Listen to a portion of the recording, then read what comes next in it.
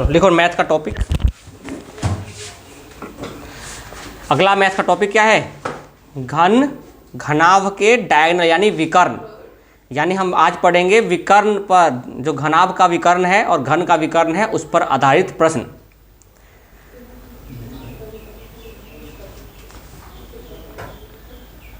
चलो ध्यान दो। सबसे पहले विकर्ण क्या होता है आपको बता दूं। जैसे आयत था या आयत है, आयत का विकर्ण होता है जब एक कोने से दूसरे कोने तक ले जाते हैं, जिसको डी से डिनोट करते हैं। डी का मतलब हो गया डायगोनल और इसी को बोलते हैं विकर्ण। क्या बोलते हैं? दिख रहा है सबको? डायगोनल हो गया विकर्ण। यानी डायगोनल किस किस में हो सकता है? तो एक आयत,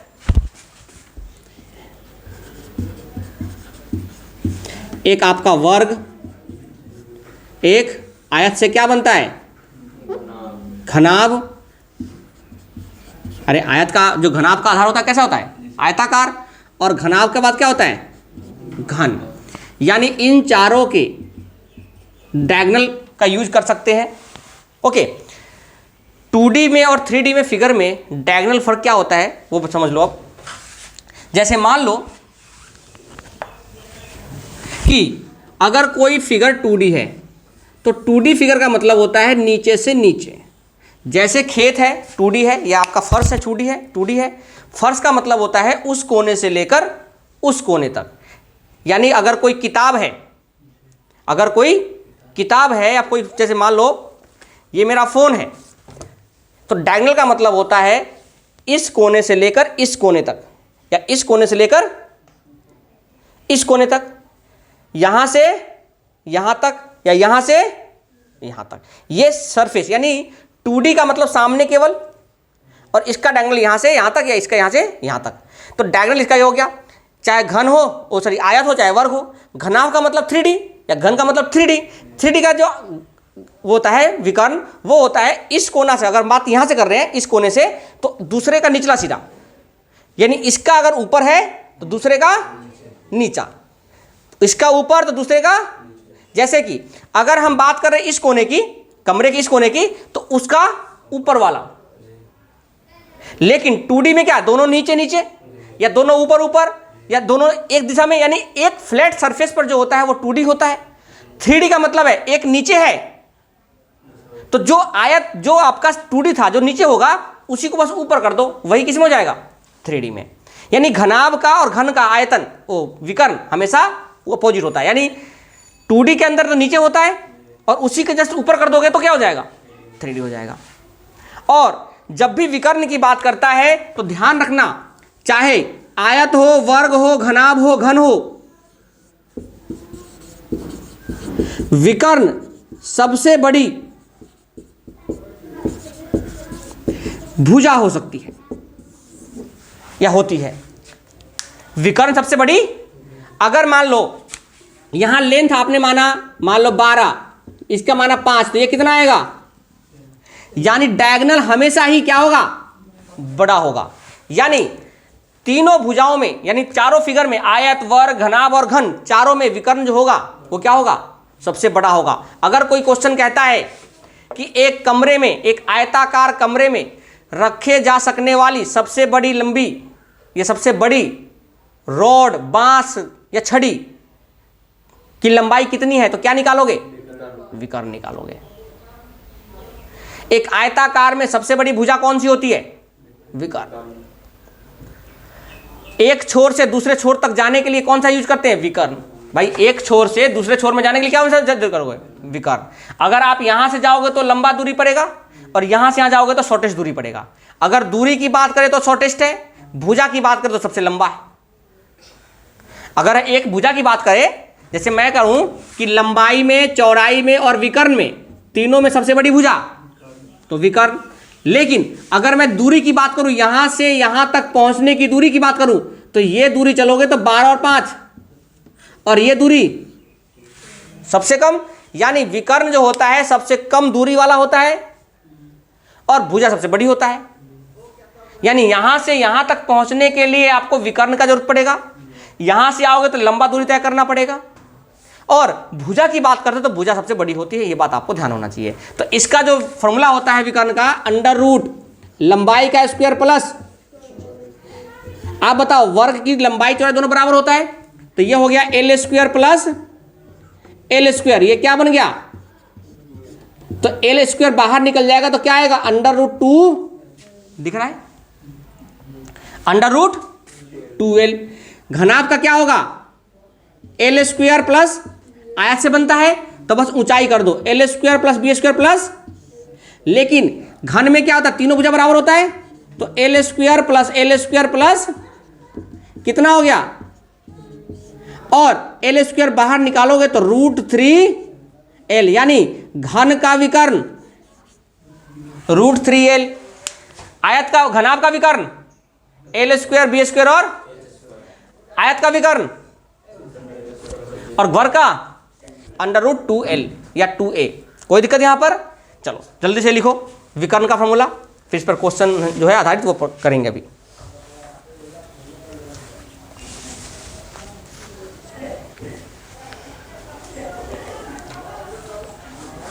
घनाभ का मैंने और करवा दिया, ठीक है, विकर्ण है, विकर्ण को समझ लो। अभी घन जब पढ़ेंगे तो घन में घनाभ को और ऐड करेंगे, तो उस पर प्रश्न देखेंगे कि घनाभ का क्वेश्चन कैसे आता है। तो घनाभ इसलिए सबसे पहले पढ़ा रहा हूँ क्योंकि घन जब पढ़ाऊंगा तो उसमें घनाभ का यूज करेंगे हम, तो इसलिए हम उस चीज़ को पहले पढ़ रहे हैं।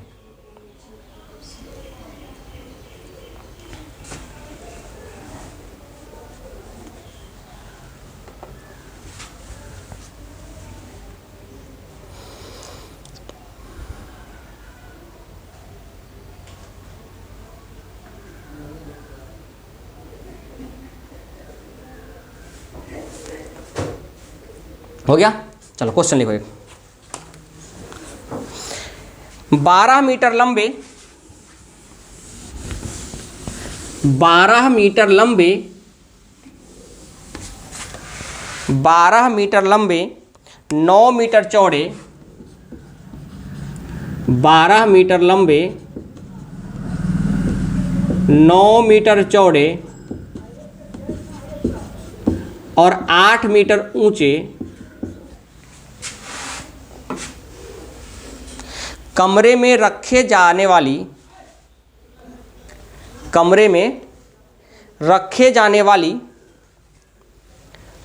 लंबी से लंबी छड़ी की लंबाई ज्ञात करें। कमरे में रखे जाने वाली लंबी से लंबी छड़ी की लंबाई ज्ञात करें। अब बताओ, मैंने बताया था कि एक अगर मान लो एक कमरा है, ध्यान दो,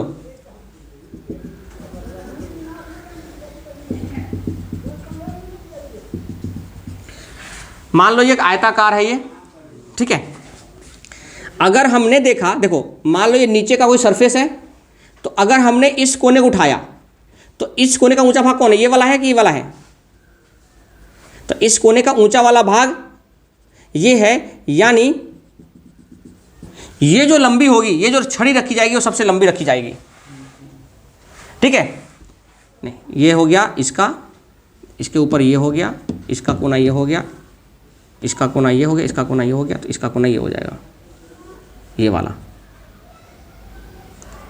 इसका ये है नीचे का आयत का, इसका कौन सा आयत है, ये है, इसका कौन सा है, ये है, और इसका, तो इसका ये है ना। देखो 2D में तो क्या होता है, नीचे वाला होता है, लेकिन 3D में इसके ऊपर वाला होता है, यानी ये जो छड़ी रखोगे ना, ये सबसे लंबी होगी। और आयताकार में यानी घनाभाकार में क्या होता है, अंडर रूट एल स्क्वायर, यानी 12 का स्क्वायर प्लस 12 का स्क्वायर कितना, प्लस 9 का स्क्वायर, प्लस में कितना ऐड करो, 4 4 8 और 1 9, 8 और 6 14 28, 289 किसका होता है, 17 का, यानी 17 मीटर या 17 मीटर स्क्वायर या 17 मीटर क्यूब। जल्दी बताओ मीटर क्यों? अरे लंबाई है, लंबाई का यूनिट मीटर में क्या होगा? मीटर में होगा। तो सबसे बड़ी जो छड़ी रखी जा सकती है उसका लंबाई कितना होगा? 17 मीटर। एक और क्वेश्चन लिखो।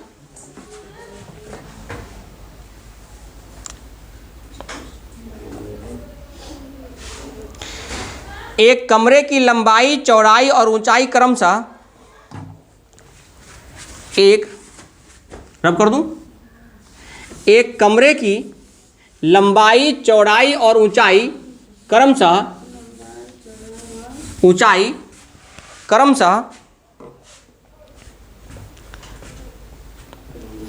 5 मीटर, 4 मीटर और 3 मीटर है।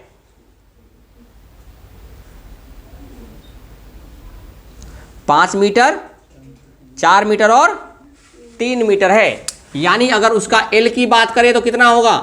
5 मीटर। B की बात करें तो कितना होगा? और H की बात करें तो कितना होगा? 3 मीटर है। लंबाई, चौड़ाई और ऊंचाई कितना है? 5, 4, 3 मीटर है। तो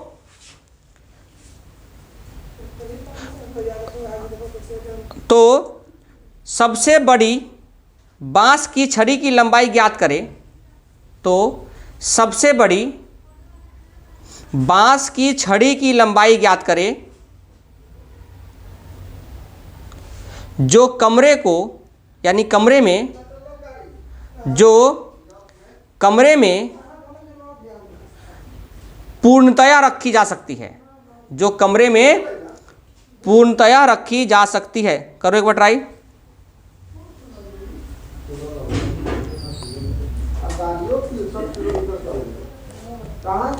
चलो देखो, हो गया? कितना आएगा?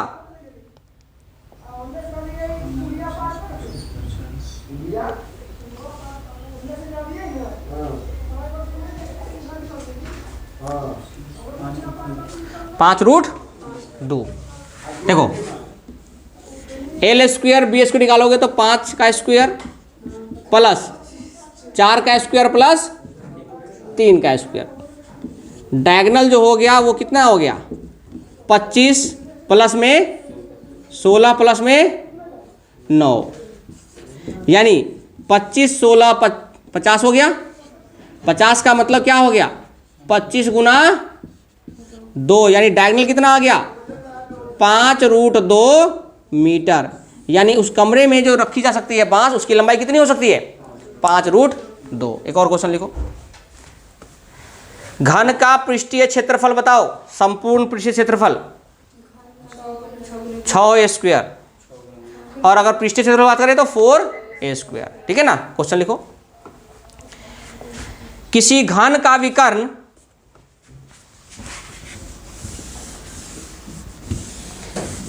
किसी घन का विकर्ण 8 रूट 3 सेंटीमीटर है।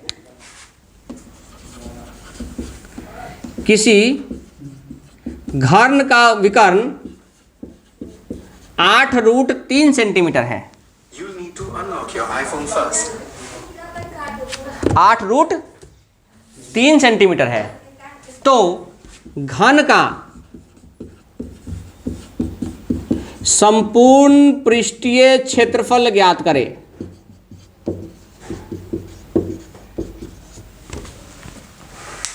तो घन का संपूर्ण पृष्ठीय क्षेत्रफल ज्ञात करें।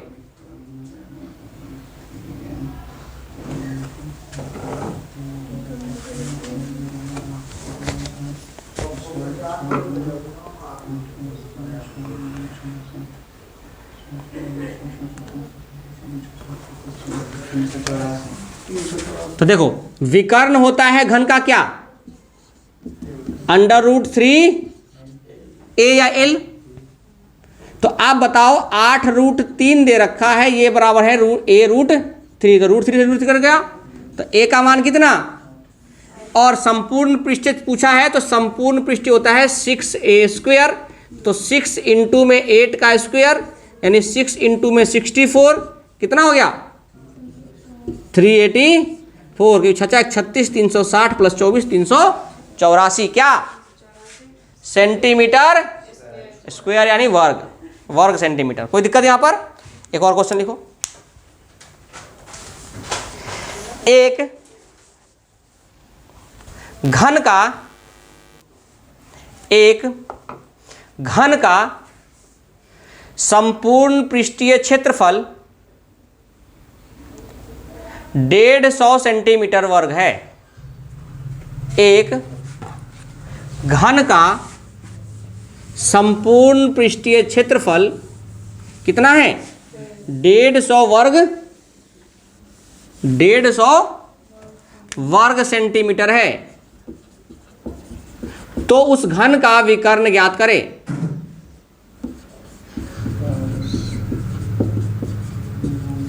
तो संपूर्ण पृष्ठीय क्षेत्रफल क्या होता है घन का? 6a square. 6a स्क्वायर ये किसके बराबर है? 150, यानी a स्क्वायर किसके बराबर? 25 छक्का 150। तो a कितना? 5। और विकर्ण क्या होता है? √3a, यानी 5√3 सेंटीमीटर क्या हो जाएगा? उसका विकर्ण हो जाएगा। कोई दिक्कत यहां पर? चलो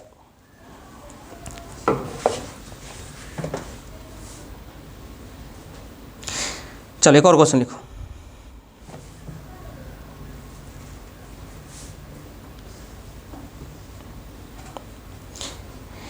किसी घनाभाकार कमरे में रखे जाने वाली, थोड़ा सा लॉजिकल क्वेश्चन है।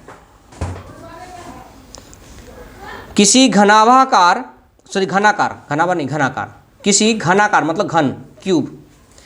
किसी घनाकार कमरे में रखे जाने वाली सबसे लंबी छड़ी की लंबाई,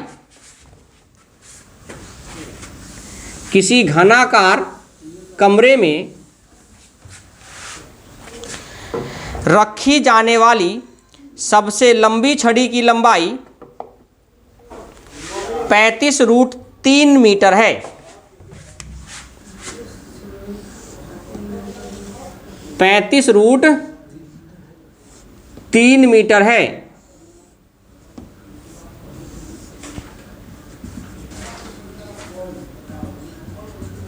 ₹35.3 मीटर है, यानी इसका यहां से यहां तक की लंबाई कितनी है?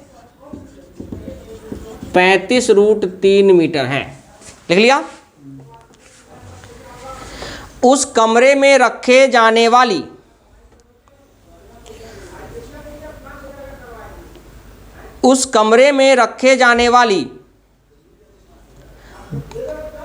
बड़ी से बड़ी गेंद का,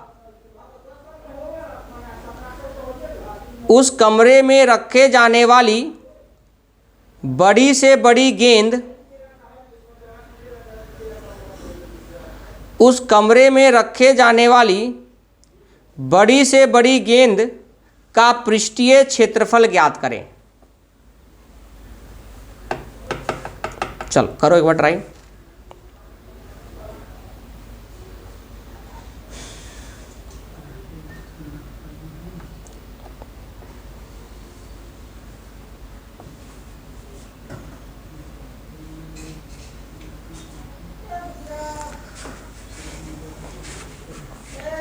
देखो अब गेंद रखोगे तो गेंद कैसा होता है? घन होता है, घनाभ होता है, या गोला होता है? गोला होता है। तो गोला का पृष्ठीय क्षेत्रफल क्या होता है? गोला का पृष्ठीय क्षेत्रफल क्या होता है? 4πr²। क्या होता है? यानी हमें r निकालना है सबसे पहले। देखो ध्यान से, मैंने ये डायग्राम बना दिया, अच्छा है। अब बताओ, मान लो अगर गोला रखोगे तो गोला का टच यहाँ होगा, एक बार टच, एक पीछे होगा, एक आगे, सब जगह टच होगा गोला। यानी गोला को अगर हम सामने से देखेंगे तो कुछ ऐसा दिखाई देगा। यानी जो इसकी भुजा है, ध्यान रखना, हमने वर्ग में पढ़ा था कि जो इसकी भुजा है वही उसका क्या है? डायमीटर है, व्यास है। यानी इसका त्रिज्या क्या होगा? आधा हो जाएगा। यानी अगर इसका विकर्ण 35√3 है तो भुजा क्या होगा? 35 मीटर होगा कि नहीं होगा? और अगर ये 35 मीटर है तो ये कितना होगा? 35 का आधा। हाँ जी, अरे आधा हो जाएगा। अब हमें पता है कि गोला का पृष्ठीय क्षेत्रफल क्या होता है? 4π। गोला का पृष्ठीय क्षेत्रफल क्या होता है? 4π तो 4 इंटू में 22/7 गुना में आर स्क्वायर का मतलब क्या हो गया 35/2 गुना में 35/2 दूनी 7 पचे, तो 22 पंजे 110 गुना में कितना 35। देखो 11 से किसी को कैसे गुना करते हैं, जैसे 35 गुना 11 करना हो तो कुछ नहीं करो, ध्यान दो 5 5 और 3 और 3 गुना में तो 385 हो गया, और 110 है यानी 0 लगा दो, यानी 3850 मीटर स्क्वायर हो जाएगा उसका क्या पृष्ठीय क्षेत्रफल। कोई दिक्कत यहां पर? चलो अगला क्वेश्चन लिखो। आज केवल विकर्ण पे आधारित प्रश्न है, ठीक है, घन घनाभ के बिना तो इसको। अगर मान लो गोले का पृष्ठीय क्षेत्रफल दे देता तो वहां से आर निकल जाता, आर का मतलब डबल करते तो भुजा निकल जाता और उसका विकर्ण निकल जाता। तो इस चीजों को ध्यान रखना है, कहां से कैसे जा सकते हैं। लिखो, एक घनाकार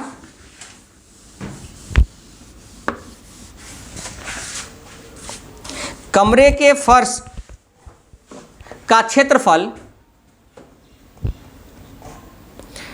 48 वर्ग मीटर है। एक कमरा है घनाकार, उसके फर्श का क्षेत्रफल 48 वर्ग मीटर है। तो कमरे में रखे जाने वाली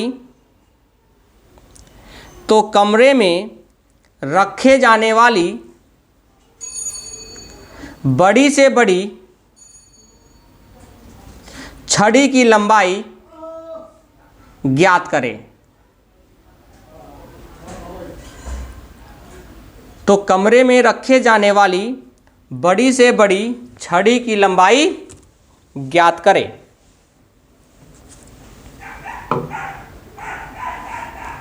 अब देखो, क्या उसने फर्श दिया है?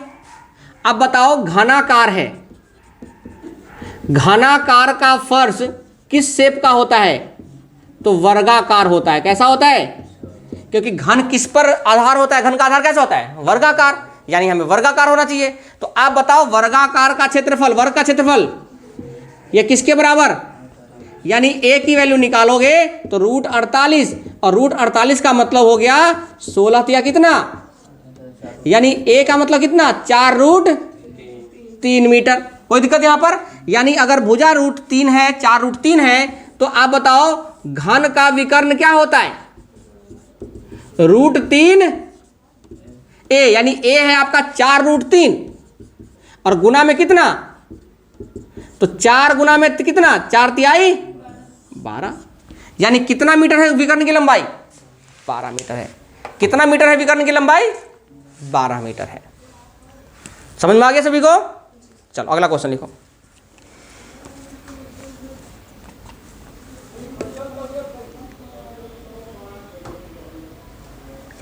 चलो क्वेश्चन लिखो। एक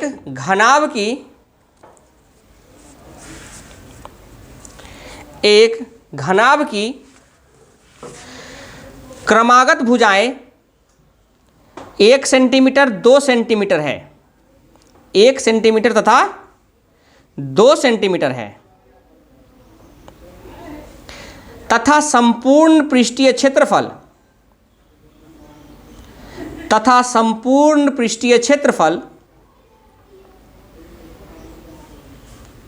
22 वर्ग मीटर है। 22 वर्ग सेंटीमीटर है, तो सेंटीमीटर कर लो सबको। अगर सेंटीमीटर सबको सेंटीमीटर कर लो, 22 वर्ग सेंटीमीटर है। तो घनाभ का विकर्ण ज्ञात करें। तो घनाभ का विकर्ण ज्ञात करें।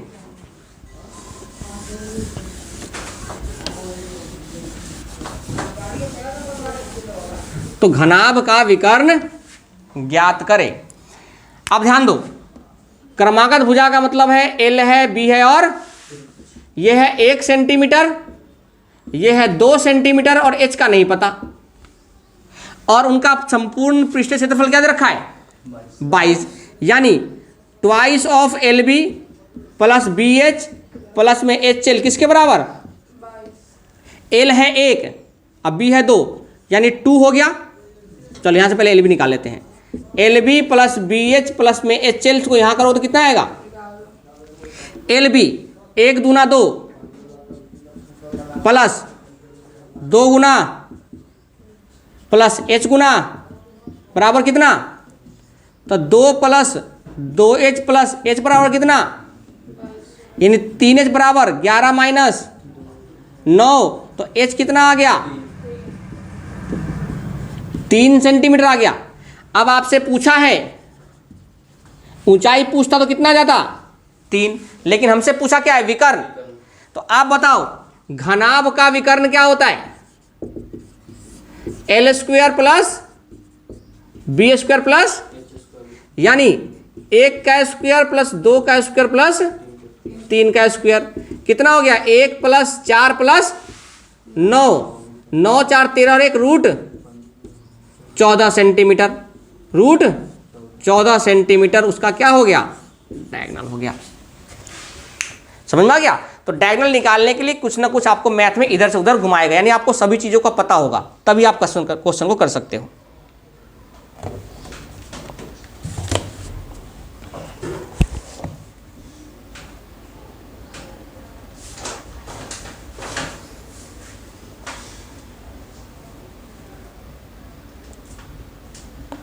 हो गया।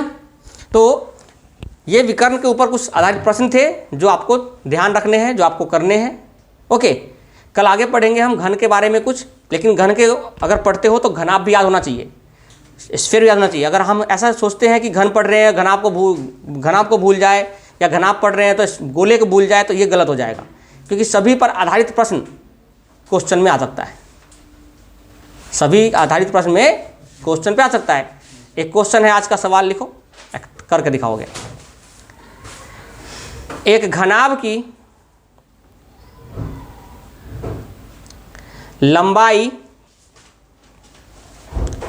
चौड़ाई और ऊंचाई क्रमशः, एक घनाभ की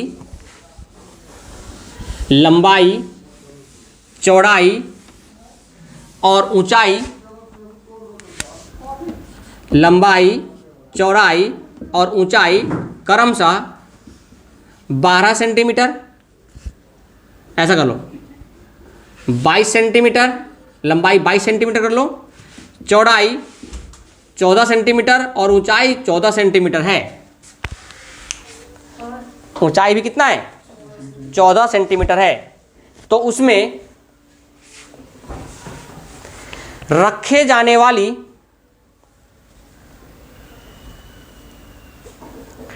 बड़े से बड़े गोले का पृष्ठीय क्षेत्रफल, संपूर्ण पृष्ठीय क्षेत्रफल ज्ञात करें। रखे जाने वाले बड़े से बड़े गोले का संपूर्ण पृष्ठीय क्षेत्रफल ज्ञात करें।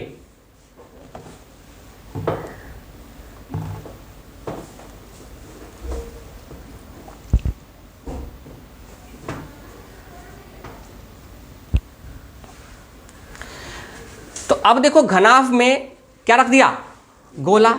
अब जब घनाभ में गोला रख दिया तो घनाभ और गोले का कॉम्बिनेशन हो गया। गोले का पृष्ठीय क्षेत्रफल 4 पाई, यानी हमें r चाहिए। अब बताओ जब आप घनाभ के कमरे में कुछ भी कम रखोगे तो आप बताओ स्फीयर का साइज बड़ा से बड़ा होता है, तो क्या 22 बाई 22 का रख सकते हो, क्या रखोगे 14 बाई। यानी अगर मान लो घनाभ का ये एक आयत है, घनाभ उसका ये टच कर रहा है, ये वाला भुजा क्या कर रहा है उसका, तो इसका जो त्रिज्या होगा वो क्या होगा 7 और 7 हो जाएगा।